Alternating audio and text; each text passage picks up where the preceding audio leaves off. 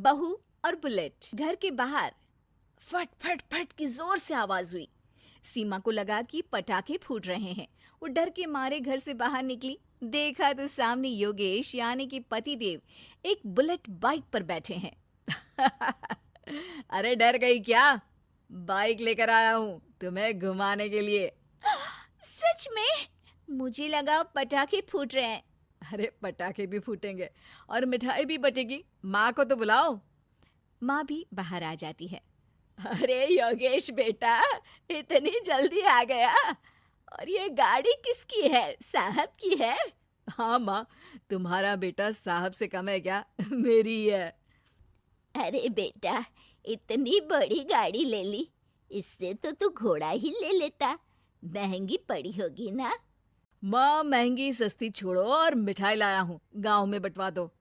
अरे बंटवा क्यों दो? पीछे बैठो, गांव में बांट कर आते हैं। सब खुश थे।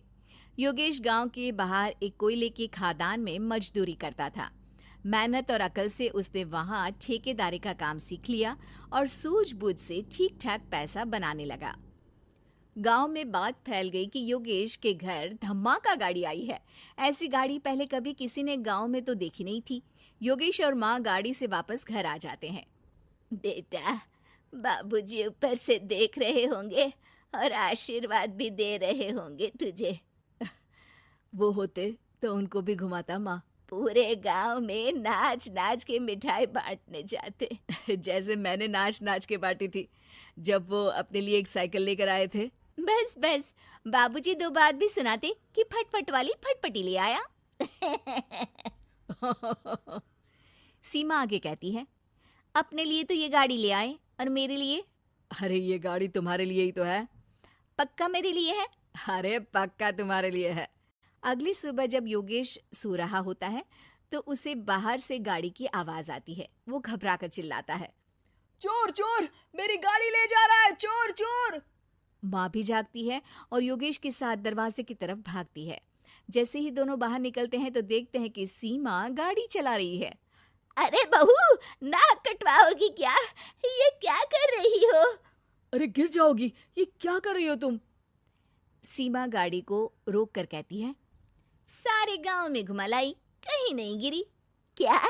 सारे गांव में घुमा लाई? अरे लोग क्या कहेंगे बहू? सोचा क्या एक बार? यही कहेंगे कि कितनी अच्छी गाड़ी है। अरे तुम्हारे बारे में। हाँ, कहेंगे ना कि देखो कितनी अच्छी गाड़ी पर बैठी है। बहू गाड़ी रखकर योगेश और सासू माँ के पास जाती है। तुमने कब गाड़ी चलाना सीखा? हमारे बाबूजी के पास पुरानी स्कूटर थी, सीख ली। फिर स्कूल में एक मास्टर जी भी ऐसी ही गाड़ी लेकर आते थे, उन्होंने सिखा दी। हाँ, स्कूल के मास्टर आजकल यही सब तो सिखा रहे हैं। पढ़ाई का कुछ सिखाते तो कुछ भला होता। अरे बहू, अब गाड़ी मत चलाना। हमारे परिवार में कभी किसी औरत ने पीछे से आगे की सीट पे आने की हिम्मत नहीं की है। तुम भी मत करना, समझी? जी समझ गई माँ जी।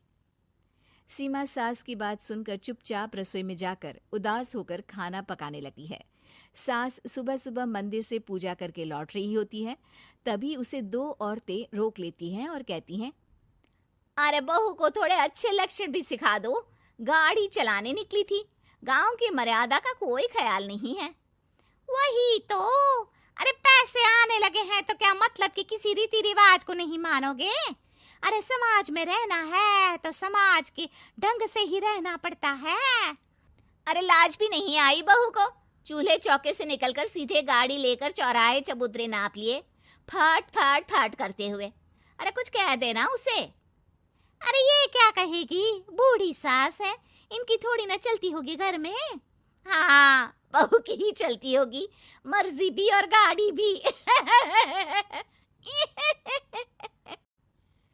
सास सब सुनकर घर आती है और बहू को चिल्ला के बुलाती है, अरे नाक कटवा दी सबके सामने गाड़ी चलाकर। औरत जात गाड़ी नहीं चलाती। शहरों में तो 4 पहियों वाली गाड़ी भी चलाती हैं और हेलीकॉप्टर, हवाई जहाज भी। शहर में थोड़ी ना रहती हो मैडम साहिबा। आज के बाद गाड़ी से ही नहीं, यूं भी निकलना बंद तुम्हारा घर से। माँ सही कह रही है, कहीं भी जाना हो तो मुझे बता देना, मैं लेकर चलूंगा। आज माँ को तुम्हारे कारण कितनी बातें सुननी पड़ी। इतना कहते हुए योगेश वहां से चला जाता है। बारिश की वजह से कारखाने के रोड पर कीचड़ रहता है, इसीलिए योगेश गाड़ी घर रख कर जाता है और किसी से लिफ्ट लेकर कारखाने पहुंचता है ताकि नई गाड़ी गंदी ना हो। लेकिन शाम को इतनी तेज बारिश होती है कि उसे वापस आने का कोई साधन ही नहीं मिलता। बारिश बढ़ती जाती है। रात के 11 बज जाते हैं। रास्ते में एक नदी का ब्रिज है। अगर उस पर पानी आ गया तो योगेश कारखाने में ही फंस जाएगा। पूरी रात भूखे प्यासे बितानी पड़ेगी। घना अंधेरा, बिजली की कड़कड़ाहट और तेज बारिश। राजेश डर भी रहा था, ठंड से कांप भी रहा था। तभी उसे रोड से आती हुई एक रोशनी दिखती है। वो देखता है कि उसके सामने एक बाइक आकर खड़ी हुई है। वो ऊपर वाले को धन्यवाद देकर उस बाइक वाले आदमी की तरफ बढ़ता है, पर पास जाकर देखता है तो भौचक्का रह जाता है। सीमा, तुम यहाँ इतनी बारिश में गाड़ी पर? पहले बैठो तो, नदी ब्रिज पे आ जाएगी तो जाना मुश्किल हो जाएगा। योगेश गाड़ी के पीछे बैठता है। सीमा गाड़ी चला रही है। मैंने तो तुमको पहचाना ही नहीं। गाड़ी की आवाज तो पहचानी होगी ना। अरे पर मुझे नहीं पता था कि तुम आओगी। अच्छा किया कि तुम आ गई। माँ नहीं आने दे रही थी, पर हमेशा पति पत्नी की रक्षा थोड़ी ना करेगा, पत्नी को भी तो करनी चाहिए। योगेश को सुबह अपने किए पर पछतावा होता है। उसकी आंख में आंसू आ गए जो बारिश की बूंदों में बह गए थे। उसके बाद सीमा को सास ने और योगेश ने खुशी खुशी समाज की सीमा लांघने की मंजूरी दे दी। अब वो जहां भी जाती फट फट फट गाड़ी पे ही जाती।